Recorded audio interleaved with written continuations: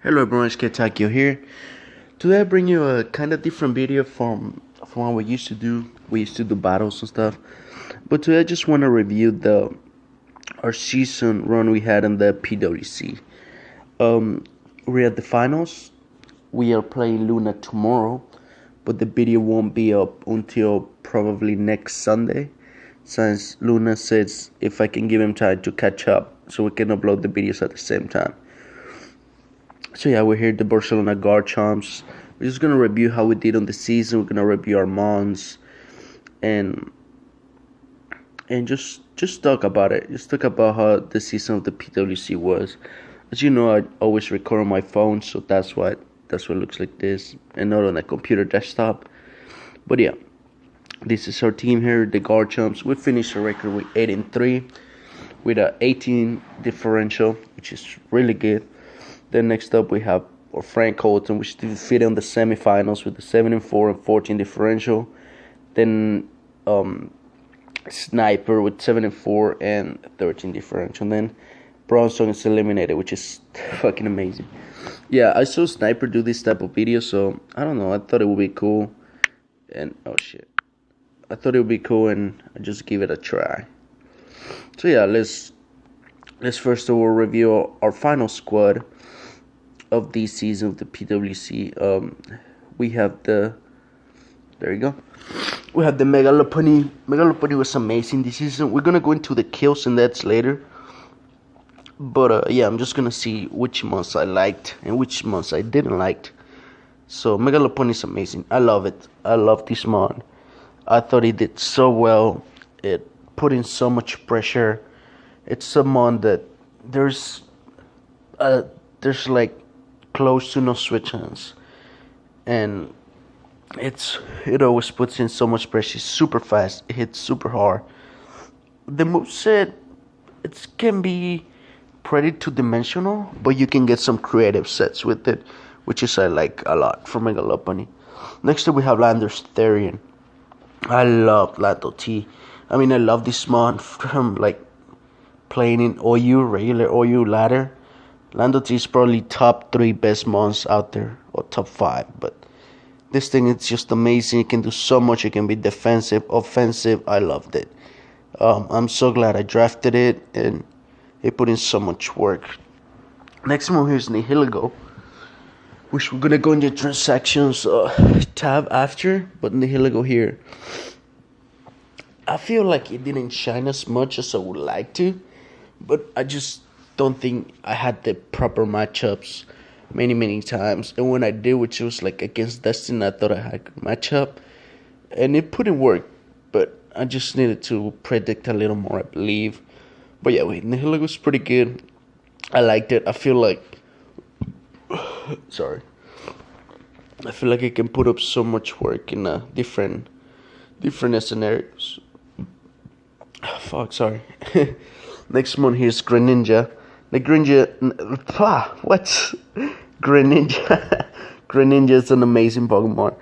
I am so glad I traded the Wishy-Washy for Greninja, because only Dark type was the Malamar, and Greninja here just added so much to our team. It added speed, which we already had a lot of. It added priority. It added a water and a dark type attackers, and it was amazing. I loved it. I say down to maybe franchise this mon, but there's another mon here I'm really looking forward to franchise. But Greninja, really good mon out here. This is Whimsicott. I feel like Whimsicott didn't do as good this season as I did on season 3, which I don't know, just had more favorite matchups.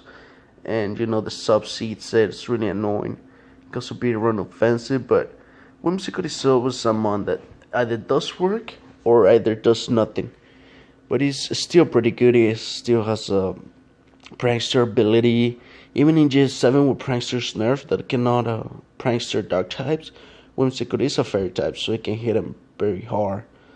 So yeah, I like Whimsicott nonetheless, and it's pretty good mod. Next one is Hitmontop. I love this thing. I loved it in season 3. I loved it now. Him on top, it's just an amazing mon. I don't know, I feel like it's pretty underrated. It's tier 4, yeah, it's tier 4. It's a very reliable spinner, very bulky mon. It can also be run offensive if used with technician. This actually started to sound like a draft analysis, but no, I love him on top. He put in so much work on my matches, mainly on the match against Storm where he could have wall like half of his entire team, like the Weavile, the Flygon, the Mega Acheron. All of those things were walled by him on top, which is amazing. Malamar someone I didn't like. I felt the only match where it had a good matchup it was against Sniper. It didn't put him much work since Night Slash didn't even kill the Thunderous. I would have run around knockoff, but I went in Night Slash to hit the Latios harder. So yeah, sadly didn't put in much work this season, but Malamar is still up for the pick because of its really fun ability and just two really viable sets in the Soul Beast and the superpower set to boost your defenses. Next up we have Kyurem Black. Probably I don't want to say my favorite because I mean it's really up there with Lopunny and Landers, but one of my favorites from this season. This was my first time using Kyurem Black on League format, and it's just so deadly. It literally has no switches. You can customize it as much as you want to, in order to put in fine work. And Kyurem Black, it's just hits so hard from both, especially on physical side, and it's just a beast, honestly. And out of all these guys, Kyurem Black is probably gonna be my franchise if I win. Because if the price on the PWC, if you win, you get a free franchise. So I can franchise a tier 1 mon, which would be fucking godly. But yeah, Kyurem Black, it's amazing. I love this mon. And I really want to play with them more. So I'm down to use in different leagues or like draft it again or something. Because it's just so good, man. It's just so good. Icing Dragon is such a deadly offensive typing. And I love Kyurem Black. Next up is Rotom Heat. This is one of the few months I didn't like for my draft. I don't know, this was my first time using Rotom Heat. And the main reason is I didn't like the fact that my electric type, because you basically when you play draft format you always need to have electric type. And I don't like that my electric type is weak to water types. That's the thing that bothered me about Rotom Heat. Hence, I could have traded it for like Rotom Mow or something like that, but I don't know. I thought trading of the other 2 months I did was much better. But yeah, I didn't like Rotom Heat, and the matches I tried to bring it just didn't put him enough work. But yeah, Rotom Heat was here. I hope I can use it some other tab league and maybe find more of its potential on it. Next up is Bronzong. Bronzong here is probably another one of my favorite mons, together with like him on top. Basically, because it's just so good. It literally is such a bulky wall that doesn't lose you momentum at all. Because you can either set up screens, you can toxic, you can set up rocks, you can do a lot of things with this. You can set up Trick Room. Bronzong is so good, so reliable, and yeah, I love this mon. I'm hoping to use it probably next season if I get the chance to draft it. And it's just amazing. I love Bronzong, and I really loved it. I loved it. It's like one of my favorite mons, favorite walls, even though my team doesn't have much of those. Yeah, and then Aselgor here. Aselgor was pretty good. The matches she came in actually put in work. For example, that one match against Luna, and I went for the C move.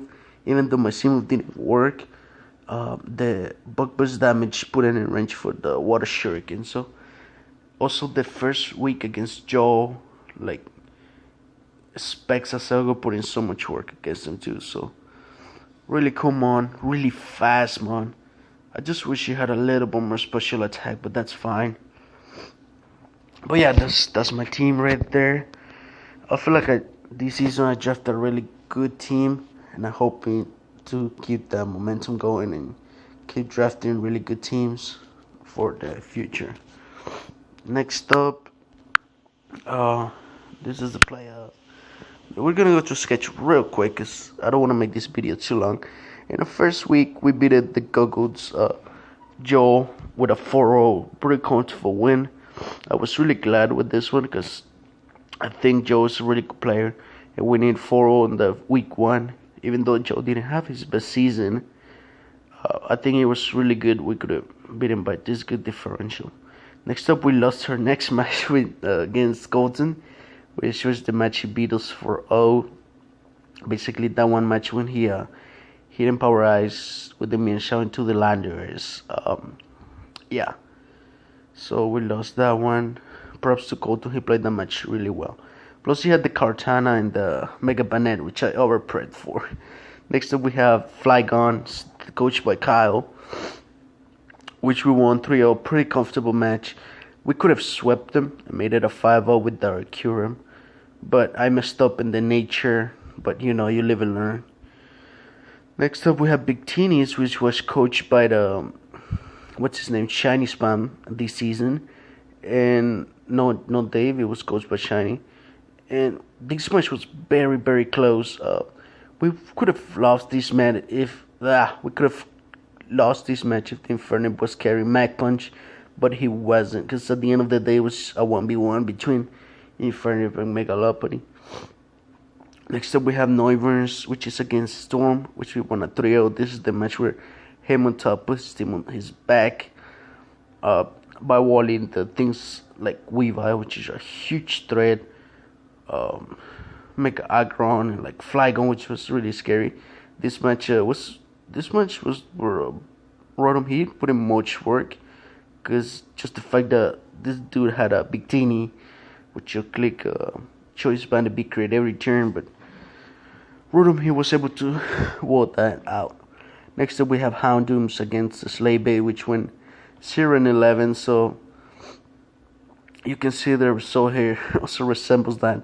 We beat him with a 5-0. This was an easy match. The Slaybait didn't have a good season, so you can see that we just won. I don't even remember that match, to be honest. Then we lost in week 7 against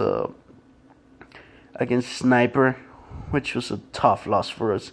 Because as you see, we had such a good momentum. It was 1, 2, 3, 4 wins straight, and then we lost 1-0. But here, bro, Sticky Waves, I did not expect that, and that really caught me off guard.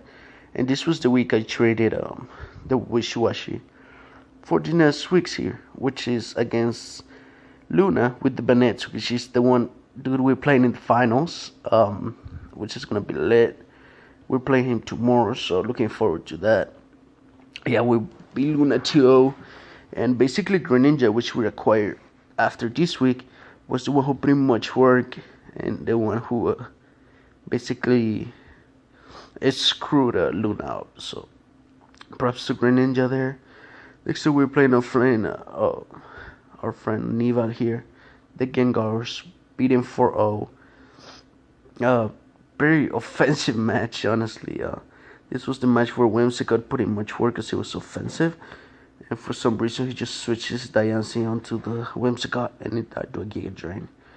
But yeah, these matches, it was a pretty good match too. It was very quick. Then we lost. This was our last loss, which was against Destin, week 10, which we lost. I don't know. I feel like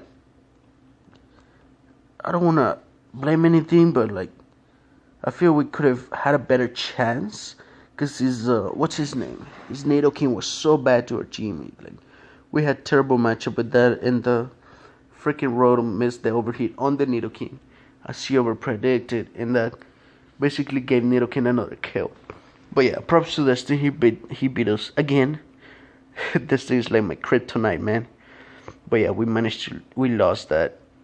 Then we have our last week where we beat the Bronze Song, which was the best week basically, because it's like kick Bronze Song out of playoffs, got Sniper in playoffs, and it just we got the fucking first place, so that's amazing here.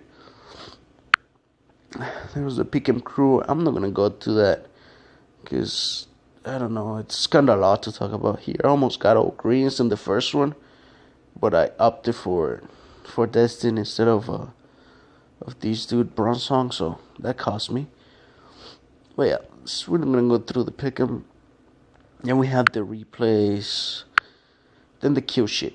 We're gonna talk a little bit about this one. Here's our team. It's a Barcelona Garchomp squad, which we got 56 and 42 kills. Oh, this obviously not counting the playoffs. It's just regular season. Megalopony picked up 15 kills and only 2 deaths, which is just amazing. Yeah, 15 kills and 2 deaths. This thing, it's a monster. It's elite our kills, and it just does so good. Lander Chase picked up 11 kills and 8 deaths. Lando was more likely to die because he was more likely defensive. Like, so much as he was offensive, so much as he was defensive. When he was defensive, he died more likely. But yeah, nonetheless, Landers still picked up 11 kills, and it's so good. We're gonna skip these 2 months here. Then we're gonna have Whimsicott, which got only 1 kill the whole season, which is, I'm saying, it didn't perform well. And then 4 deaths, which was the only 4 matches he brought there. Then him on top, which got 2 kills and then 3 deaths, but like I'm saying, him on top, it was just a wall. It was a really good defensive mon, just a pivot and good spinner and stuff. Then Malamar, which is an only mon that only brought like twice, which picked up 1 kill the one time he came and then 2 deaths. Then Kieran Black, which is behind Loponi, second place for the kills, getting 13 kills and 7 deaths, so 1 less than Landers. Kieran B usually died because I used the life orb a lot, and I think if I'm gonna use it again, I'll probably try different items, because I know I used the life orb set way too much this season, just because I never used them, so I wasn't sure what to go with. Then Rotom he got 1 kill here with 4 deaths, so like I said, not impressed by his performance. Bronzong actually got 5 kills and 3 deaths, which is just amazing, counting in him in like 80% of my matches, only getting 3 deaths, which is just really, really cool. Then Aselgor getting 1 kill, 1 death. So much as that I brought him, he didn't even participate, like against Bronzong, for example. He didn't even get to come in at all. And then Nihiligo, which got 2 kills and 3 deaths in the few times he came. So not too amazing, but not too shabby either. And then Greninja, 2 kills. Oh, I don't know if I updated my last week, because I think Greninja killed a couple of Bronzong's. But anyways, yeah, this was our 56 kills and 42 deaths. Yeah, I think it was pretty good. Are we top? No, I think someone has more. Doesn't like Cotton have more? Yeah, Cotton have 58 and 44. Well, it's basically the same, right? Because you take 2 into that, and I think it's just the same. Or I might be a little bit less than that. But yeah, that's about it. Power rankings, we're not gonna go in that. Transactions. Here, we're gonna go in this one real quick, just in our transactions. On week 3, we traded off for Minier because it only came 1 match, and I just looked at it. Did not have any good matchups in the upcoming future. For the Nihiligo, you already saw this mod, and this was a trade I was very glad to do, because both of these mods were new to me. So I drafted Minior. I thought it was gonna put in work, but it didn't. So the Helica was much better. And then on week 7, we dropped the Wishiwashi, and we picked up the Greninja, which was probably my best trade so far. And it was such a good trade, because Wishiwashi gave us Gradius still kept us the water typing, and it was just much faster and more offensive than Wishiwashi was. And yeah, just gonna finish it here in the playoff picture as Kotun defeated Sniper 1-0. Then we defeated Kotun 1-0. And here Flygon Sky beat Storm 2-0. And then what's his name? Luna defeated Kyle 6-0. So this is gonna be the final here. Me versus Luna. We are playing tomorrow. Good luck to both of us.